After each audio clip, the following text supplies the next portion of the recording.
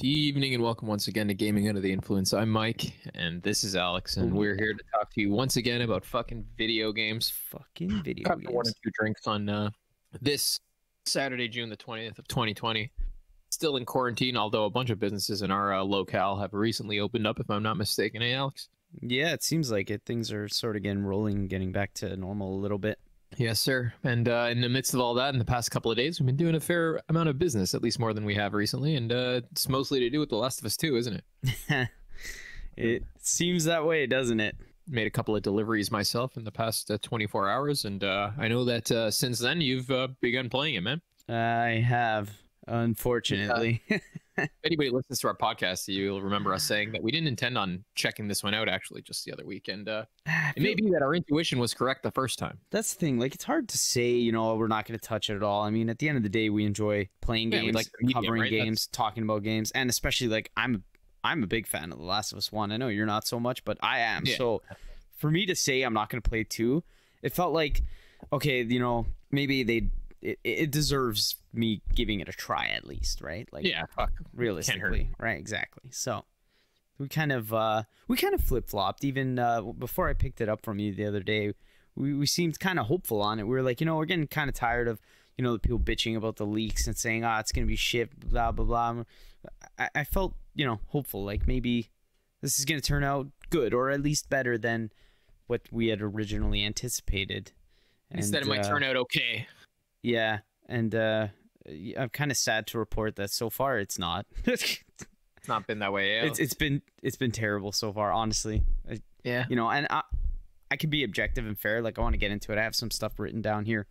The first place I want to start with is I don't know how much of the original you have played, but if you remember, the original came out sort of towards the end of the PS3 life cycle, right? It was like very, very late in the game, and if I remember one thing about, it being called a masterpiece, and I do think the story is fantastic in the first, I do like it, but I remember the gameplay being somewhat criticized for sort of being like a little light on the gameplay, and it was sort of, to me, felt like it was serviceable enough to get through, like, to get the story of the game out, right? Like, it was just serviceable enough for that, right? Anyways, where I'm going with this is I feel like the gameplay hasn't really changed in this one, and for it to have been criticized, it wasn't groundbreaking then, and now we're a whole gen later, like the end of the PS4 lifespan, and it's largely the same thing. Like, there hasn't really been any improvement other than larger environments to explore, which is sort of like Gears 5 to me. Like, I was like, like, it's nice, don't get me wrong, it's cool, the environments are, we'll get into that, but so that's a bit of a bummer, isn't it? Yeah, so like where I'm going with this is, again, like, I find that, like, if a story is really good, like, these are story games, right? That's kind of the point of them, right? And the gameplay is it is polished. Like, I'm saying, it's serviceable enough to get the story out, right? So you can play and experience the story, and the gameplay parts aren't fucking terribly shit or boring or anything, right? But it's kind of a bummer that it hasn't advanced at all, like, from a whole generation, and it's like the gameplay is just the same, right? Which, again, like I said, it's serviceable, but in this case, it wouldn't be as much of a problem if the story was also good, or at least at the levels of number 1, but I feel like the story is dog shit. So anyway, yeah, so that's that's a bummer, but not entirely unexpected again, I guess, right? Yeah, we kind of expected that, right? But what I will say is, of course, not to be just to shut this thing down and call it a piece of shit, because it does have beautiful graphics, like, just wonderful graphics, beautiful environments. The open spaces are actually, they're nice to explore, like, at least that they've given you this freedom to sort of explore the areas a little bit. I don't find that an issue or anything. I find it's nice, and it gives you more if you want to explore and find the parts so you can upgrade your shit a little bit more. It's completely optional, so it's up to you. That's all right. And again, the artists must have worked fucking crazy hard on this stuff. Like I said, the environments are beautifully fucking rendered. The music's fantastic. The soundtrack is great. All that stuff's amazing. Like, this is a AAA game. Let's be real here, right? Like, the animations for the most part are very good. Like, there's a lot of good work put into this game, right? And it does deserve praise for that. The programmers, have done a fantastic job. Artists, that guy Gustavo, I can't remember his last name, who did the music from the first, back doing the second, did a bang on job.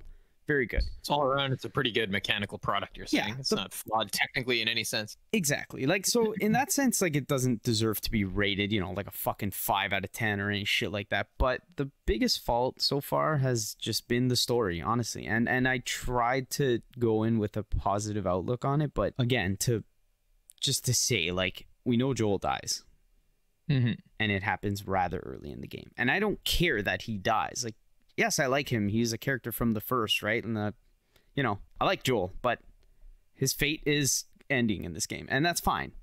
And how it happens is also fine, but I don't like specifically or the events that lead up towards that, because the whole game kind of kicks off on like it kind of seems like almost like a fucking soap opera, like a teeny shit like Twilight story, like some kind of Stephanie Meyer creation, right? Yeah, tell us one of the scenes, man. Your favorite one. As in, like, favorite, or? Oh, your absolute favorite. Okay. That you've seen so far. It would have to be shortly after the beginning. They go on patrol, right? Because if you remember, this is actually a post-apocalyptic world, and there are infected and clickers running around, right? So aside from the whole, you know, teenage, I guess, love romance shit, there's shit going on, and they need to patrol the surrounding areas of their you know, community, city, to clear out the infected and make sure they're safe. Whatever. That sounds reasonable, right? So it's pretty normal. They go on their thing, and they stumble upon a character that they talk about. He must be dead because of the way they talk about him. He's dead, and they sort of stumble upon his little underground hide hole, I guess, where he lives or whatever, and it's just a fucking massive grow up. Yeah, it's like there's weed everywhere, dude. Weed fucking all over the place, and it's hilarious because they find like a jar of like already rolled dubs, and both Ellie and Dina,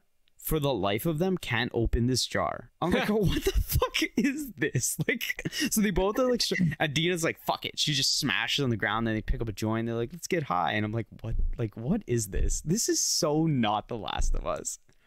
It's just so weird. Growing up, God, it's coming of age story, dude. Right? You don't understand. Yeah, in a fucking terribly, horribly brutal post-apocalyptic world. It's like, I mean, I get it. They're humans too. Like, some of this shit kind of got to be like, okay, you know, everyone's dumb when they're a teenager, and it sort of fits that, but at some point it's like, this is exactly the part I would hate. This is too much. It was too much, honestly. Like, I can look past that if it's like somewhat reasonable, but it just seems fucking way out there.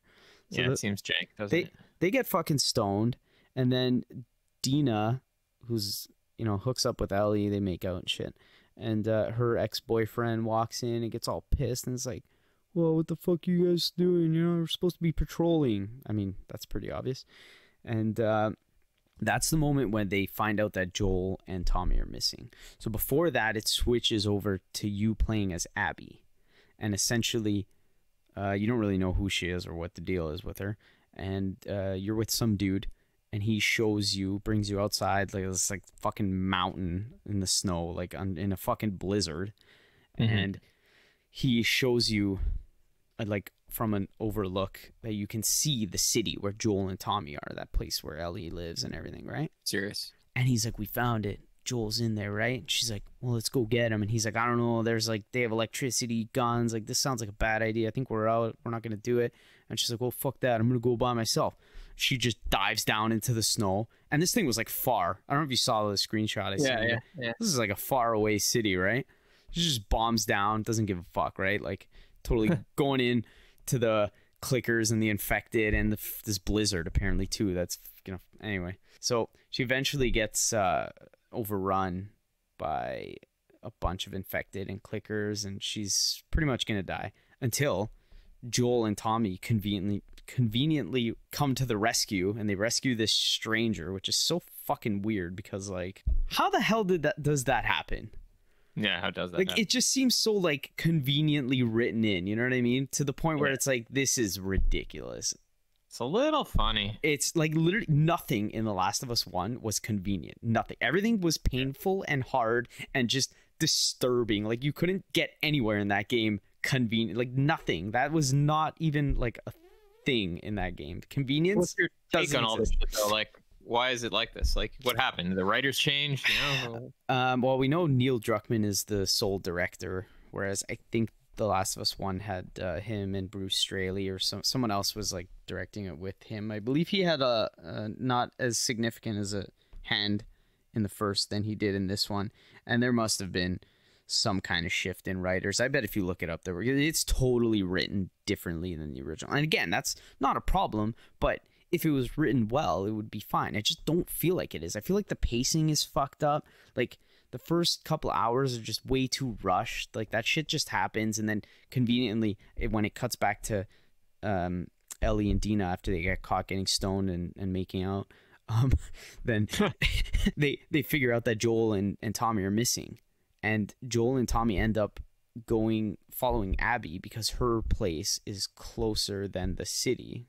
Which is like, why are they so fucking far out? Like, I don't get it. Whatever. Anyway, I can look past that, I guess. But they conveniently head back to their cabin, and right away, fucking Abby just takes out a shotgun, blows fucking Joel in the legs. They fucking they start beating him up, and Ellie and Dina and the guy Jesse are like, we gotta find Joel, and they somehow just stumble upon this mansion, cabin, lodge, whatever. Like, God knows how far away. Yeah, like, that's what I mean. Like, it's just ridiculous. Yeah. So then, they walk in on that, and they pin her down. Ellie's screaming, like, don't do it, don't do it. Like, again, I'm fine with that scene. That fact that happened doesn't bother me. Like, Joel was killed in front of Ellie. That's pretty powerful. I mean, But the way that it just happened was so unbelievable.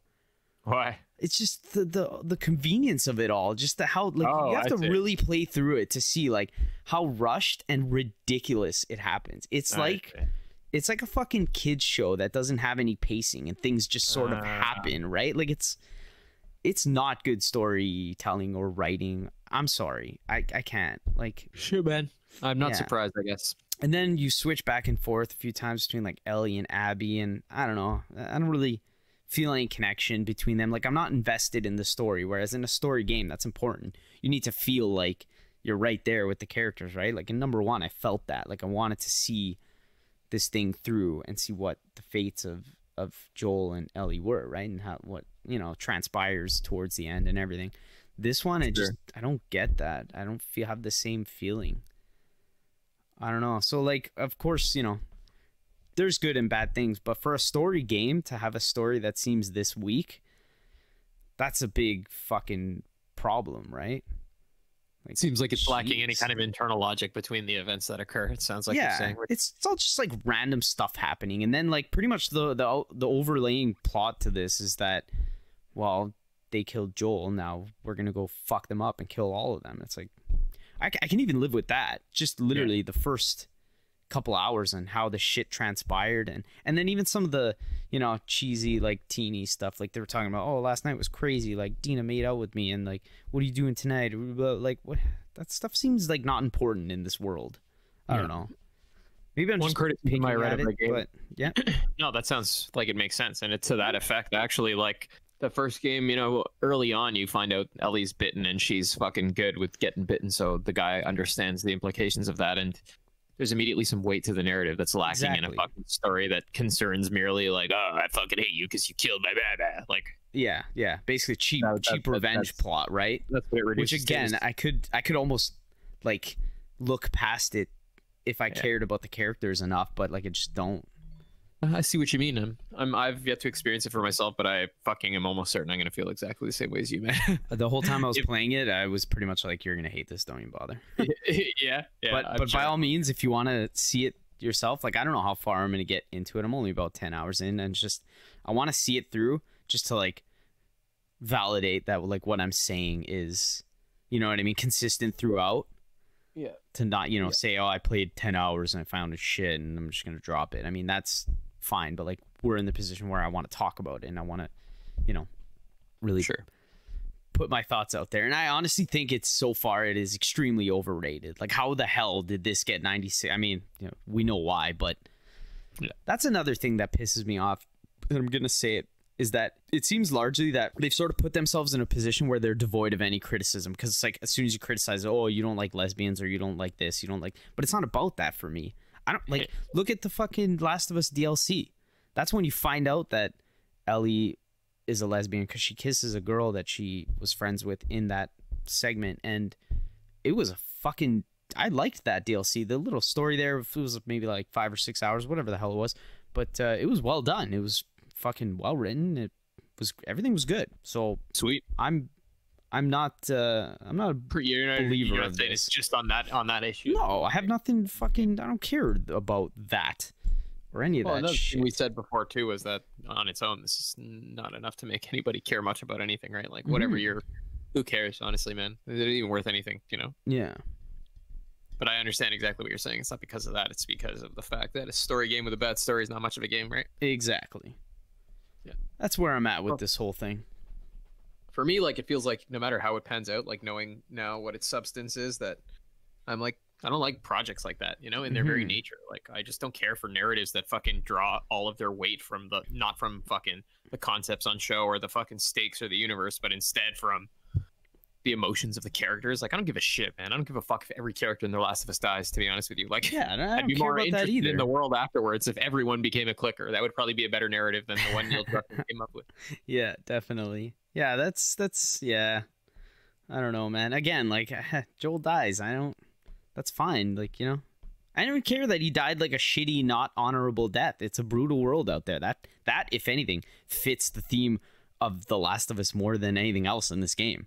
He dies. Why would he die a good death? Who said stories work that way? What the fuck? You know, all the people you kill in this game, you like brutally, savagely fucking murder them. Like, you crush their heads with your fucking foot, and like, or like a pipe with fucking a baseball bat with nails. Like, nobody dies honorably in The Last of Us, and that doesn't, you know, that I feel like, why should the main characters have the same treatment if that's what the creators are going for? And clearly that's what it is, and that's fine. It's just the story leading up to that is so dumb. It was like just so like conveniently ridiculous, the best way I can put it. Yeah, you got to play just even the first couple hours to see that the way it happens. I'm definitely gonna dabble in it, but I mean, you won't see it through. I know you won't. I might not even. I don't think I can. I don't care about games like that, man. You know, a lot of people didn't like fucking Death Stranding because the characters were fucking like not real people. You know what I mean? They were like surreal, like fucking metaphysical ciphers. Deadman and Hartman and shit, like Die Hardman or whatever the hell his name. Yeah, I'd take that over fucking this shit any day. What the people that live inside of Westerners' minds and come out in their fiction are fucking awful. I'm just disinterested entirely with their petty like daddy issues and shit. Like, give me a fucking break. Yeah, it's quite the disappointment, man. I gotta be honest. I don't know. Yeah, I honestly, I feel like it's quite a disservice to the original. But you know what? The fucking programmers and the artists and Gustavo and his fantastic music, they deserve a nod for sure. Like, they did great work, and no doubt they spent a fucking immense amounts of fucking time doing this shit. But whoever oversaw the writing, which was probably Neil. I don't feel good about that. I don't know. Not again, Neil. Not again. Fuck. Who the hell let this guy run wild with this thing? One thing's for sure, they're fucking pleased with how it panned out, man. I'm sure it's going to sell a shit ton of copies, and it's received near universal critical acclaim. I know. And again, though, user score fucking already 32,629 on Metacritic user scores, and it's got a 3.5. So that's abysmally low. I mean, but Metacritic. We got ourselves a Last Jedi type situation here, don't we? Was it Last Jedi? Yeah, Last Jedi. You're right. Star Wars. Yeah, the movie. You're right. All the Game of Thrones season 8. Yeah, all the critics are like stoked, and everybody else is not stoked at all. Weird, eh? How's there even that fucking divide? But I also see a lot of people online saying that they fucking love it. I don't know if they're just like bought into the hype of the game. I really don't know. Maybe they care about like different aspects of it. I don't know. Maybe they like emotional stories about stupid people. That's possible, I guess. Yeah. I'm sure there's an audience for emotional stories about stupid people. I bet you most stories nowadays are exactly that kind. Oh yeah, it's like basically like a soap opera, right? Yeah, essentially. Yeah. Well, that's The Last of Us 2 so far, according to Gaming Under the Influence on Green Dragon. According to this fucking idiot right here, me. Universal critical acclaim, but apparently we're lukewarm on it. And you know, I think in the next week or so, I'm gonna have time to dabble in it and offer my thoughts as well. Probably be along the line of yours. I didn't care for the first one pretty much for the reasons you're describing to me right now. Like I felt the same way about that. Like I just don't care about that. I don't care about like fucking the girl and her dad. Like okay, like look, you, he's like they see a giraffe. It's so nice. Like remember the I see these hilarious fucking memes all over the internet. Yeah. Actually, I thought they were memes, but they're not. They're like serious. It's like a photographed image of you know, Ellie and Joel, like some happy moment from The Last of Us, and you know, they're sitting there and it's like fucking remember the good times, and the guy's like actually seriously like imploring you to like remember the good times, you know? Yeah, they have flashbacks and stuff. Yeah, like that's are the you thing, like I'm already past the point where Joel gets fucked, but apparently there's a lot of flashbacks that happen that sort of just pull on the, I guess, your memories and the strings of the first one, which I wonder if they're trying to irk people. They're trying to be like, I think he did kind of say that was part of what they're working on here. They wanted to piss people off, which all right. That sounds weird, right? Why? He was just like, we don't have fun around here. This isn't a fun video game. We just want to anger people. Okay. That'll make good sense. Like it's you made it very clear that like fucking you didn't like the story because it's fucking seems like it's bending over backwards just to bring about this miserable situation and remind you of it without even earning it logically, right? Yeah, like, exactly. the fuck? Exactly. Like if it was like if there was a lot of build up towards that, or you know, some shit like that. I don't know, man. I just don't fucking. That's cheap to me. Like it is. At the end of the day, I think there's a difference, you know, conceptually between pity and something like mercy at the end of the day. You know what I mean? You take mercy on somebody because you fucking see the opportunity for a failed good and you wish it was better. And when you pity somebody, you just hope that what you see doesn't happen to you. It's cheaper. You know what I mean? Yeah. You're not looking at something and being like, this is a genuine bad. Like, I guess in that sense, even if I didn't enjoy the first game myself, we can say like the end of it, you know, with Joel and Ellie and like this fucking choice about saving a person or saving the human race, like there's an element of fucking intellectuality to it. Like there's like it demands of Joel some, you know, some movement of justice on his part, like either of mercy towards this person or towards other people. It's like a question of something other than just like, you know, mere like emotive sentiment, right? Yeah, this is sort of devoid of any of that, it seems. It just seems like just petty and animalistic, like that exactly. Polygon review said, you know? Yeah, yeah. And I mean, like I read Neil Druckmann talk about some of the themes behind this game in an interview I shared with you probably a couple of times there, and he's saying something like, you know, love does this thing, like it makes us crazy, like it's insane, you know, really the game is about it's insane, I guess. But he's trying to, like, it seems to me, I could be misconstruing this, but I don't really think so, because in this case the point he's trying to make is that Joel did the wrong thing and killed somebody out of love, and therefore love is a bad thing, kind of, you know? Yeah. As though it's like self-evident to him that like already built into the very act of loving your surrogate daughter is like some kind of evil shit, the likes of which we see unpacked in this game, which is just fucked up. Like, fuck you, man. I'm sorry. This postmodern like relationship to human nature is literally to human nature, you know, and I could just leave it there, is odious. And like, yep. My fear with this game was that, you know, you're going to take a story game, which is already just a story game in the most disparaging sense. Like, I'm not really interested in those anyways. And you're going to mess up the story in the way you just described, where there's all kinds of like plot holes and, you know, Deus Ex Machina coincidences just to poke people in the feels, essentially, just to push right? it like through, yeah, and to make people feel bad, you know? Yeah. Yeah, you gotta be honest, nothing about it felt good. And like, again, like you can have a miserable story and have bad shit happening to characters, and it doesn't have to feel good, but even the way it was just presented and led up to it, like nothing felt good. It's just, I'm not even saying like fucking it out, you have to feel good at all, but like, is your purpose here to make people feel bad? Is that the essence of this game? It's not about like some moral quandary like The Last of Us One, like whether or not it's worth killing innocent people to make a vaccine, blah blah blah. Like, no, nothing like that. It's instead just literally like, Ellie feels bad, she wants to feel good, therefore she kill a person who make her feel bad. Like, yeah, that's the story. It's pretty weak, honestly. Yeah, that's lame, and it's a step down, man. Like in the order of things, you know, it's a more materialized, like animalistic story. Yeah, that's the end of it. Exactly, right? It. Yeah. Sad. Maybe people are so stoked on it because I think it's just Age of Animals. I think it's just hype, and I don't know. I don't know what brainwashed thinking. Like until some of this stuff came out, I was thinking the same thing. Like this game's gonna be a fucking easy masterpiece. It's just gonna release and I mean, fuck, maybe I'm wrong. Apparently it fucking is, but I have my doubts. I just don't see it. I don't know, man. You know? Most games that have gotten 95s on Metacritic, you want to know the funny thing? I bet you if we look them up right now, I've not finished one of them. Yeah, you know? Seriously. Except for like Breath of the Wild. I finished. Well, you didn't finish that, but I did. I didn't finish that. Maybe you're the problem. Maybe I am, yeah, but definitely not. I'm sure I didn't finish like most of them, bro. I didn't finish any of the Zeldas, nor Red Dead, nor blah blah blah, God of War, this or that. Like, yeah, I finished things like that nobody likes. I'm getting unrelated. I'm getting pretty far in Red Dead, and things are ramping up pretty crazy. It's getting even better. Oh yeah, I like where it's heading. Yeah, shit's starting to go bad. Dutch is making stupid decisions. Yeah. You know, things are really falling off. The wheels are really falling off the wagon, and I can see where it's heading. How they're talking about like Tahiti. We're gonna go to Tahiti. We got to get the fuck out of America. Like we're wanted all left, right, and center. But anyways, that's a fucking good game. And as soon as I finish it, I will probably offer up some very late thoughts on that, considering it's a 2-year-old game already. But yeah, serious. I want to do that too, man. I like what's his name's writing. The guy Dan Hauser, yeah. Yeah. Hey, I was called him Harmon. Why? I don't know. I don't know.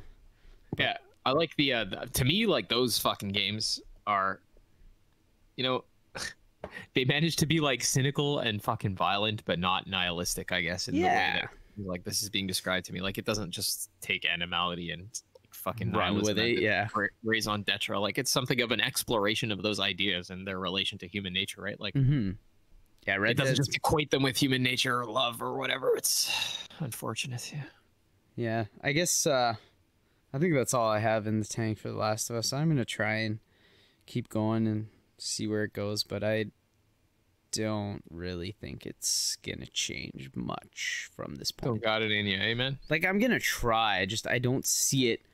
I almost like I want to play it through just to say that, you know, my feelings are consistent throughout, rather than like I would rather be pleasantly surprised than it to, you know, be better, but I just can't see that happening from this point. Same. So I cannot see that happening either, my friend. Yeah. But I'm willing to try it too. Yeah. Can't hurt. Cannot hurt. I was just gonna jump into a little bit of the Pokemon Sword and Shield DLC. Oh yes, which the Pokemon DLC dropped this week, and it's funny because this is kind of the reverse. I was kind of like, maybe I'll jump into it. I don't know. I was like kind of on the fence, but I was like, fuck it. Let's see what this is all about. So this seems to be, rather than making the third version of the game like they do, releasing a whole new game that's tweaked, and then you start a new save and all that shit. This is just 2 packs of DLCs, 2 new little areas on the map, and you can just continue your game with all your Pokemons, all the levels, everything is intact. So it's nicer to jump into rather than starting a new game, right? Yeah. So that's cool. This is the Isle of Armor, and the island that's part of this DLC pack is it's fucking huge. Like it looked small when I first got there, like seeing it on the map, but it's massive. And the whole thing is wild area, so that means you have camera control with your right stick, as opposed to the parts in the other game and the regular main game where you don't have camera control. Only in the wild area you do. So this whole thing, wild area. So it's big, vast. Was that the only difference there, or was there something else as well? Well, the wild area is where you go and see Pokemon sort of floating around and all that shit. I mean, you still see that in the regular routes in the game, but the wild area is just like a massive, expansive area, I guess, that most of the Pokemon are contained, and they all kinds are just all over the place. And you can also get to the raids from the wild area, those little like wells that you walk up to, and they have like the raid battles and stuff. So this whole map is wild area, the whole thing, which is great because, like I said, camera control, that's nice. It's like a first for the, you know, for the series, I guess. And it's got like, you know, a neat little story about a dojo. You sort of go there and you become like a student of this dojo, and you have to, you know, battle trainers, do complete little tasks. It's, you know, very Pokemon-esque. It's, if you like Pokemon, you'd be hard pressed not to like enjoy this, right?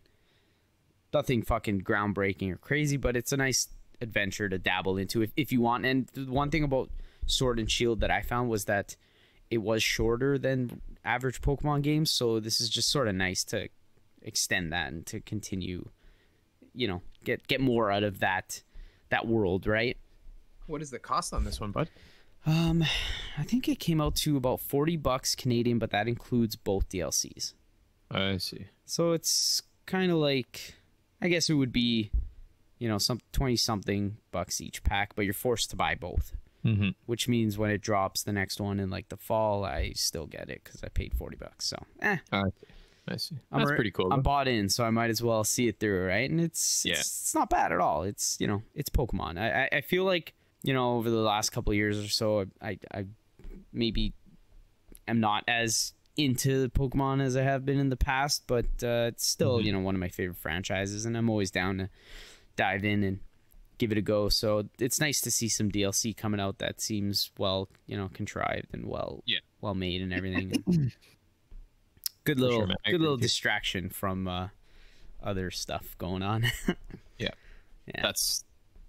That's for sure, isn't it? Yeah.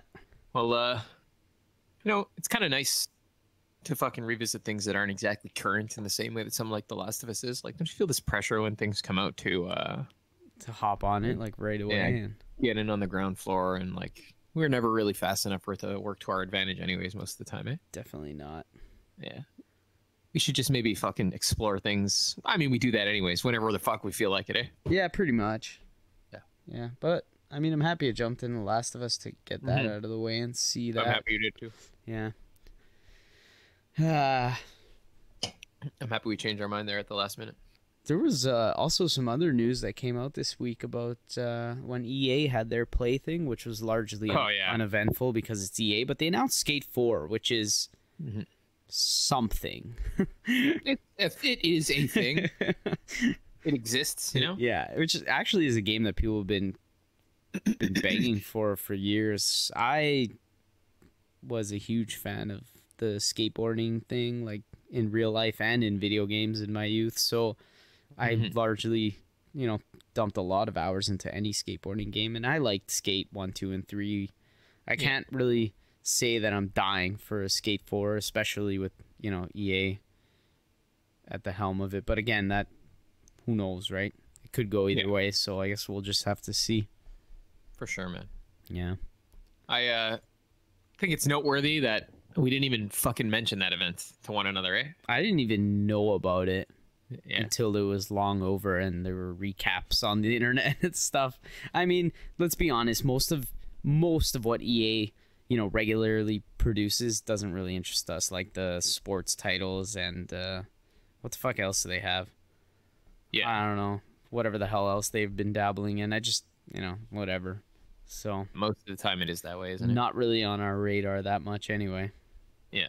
I don't know what else has really been up. There's not really much else in the news at this time. It's a slow period. Yeah, I'm pretty sure The Last of Us 2 will dominate most of the coverage, and then in about a month's time we got Ghosts of Tsushima, I guess. That'll be interesting at the very least. I'm betting on that being far more enjoyable game than The Last of Us 2. Yeah, I'm looking forward to it more. I like those kind of games more. I like the systemicity of the open world games, you know? Yeah, I used to test it. Now I'm like totally back into that, getting into that loop and just enjoying the universe, right? Mm-hmm. Without all this bothersome drama, you know? Yep, I hear you, man. Hopefully just good vibes coming out of that one. Yeah, yeah. Well, I don't know. Perhaps that's fucking all we got for today. Oh, wait. Let's check this out before we go. Yep. An article in N4G that saw The Last of Us 2 tries to be profound, it fails. Yeah, I saw that. It really isn't as what as it makes itself out to be. I don't even know if it tries to be profound. I don't get that at all. Of the millions who play this game, you know that killing is wrong. Drawing attention to the fact isn't profound or interesting. I suppose not. All right, man. Well, it's been a good time as always. I suppose we'll be back in a week to discuss whatever the fuck we're playing at that time. Hopefully I'll have finished Dishonored and started playing either The Last of Us or Xenosaga by then. Nice. I'm curious to hear about Xeno. Yeah, I am too, actually. I want to see what it looks like in the new engine. Right on. Thanks for listening, everyone. All right, everybody, take care.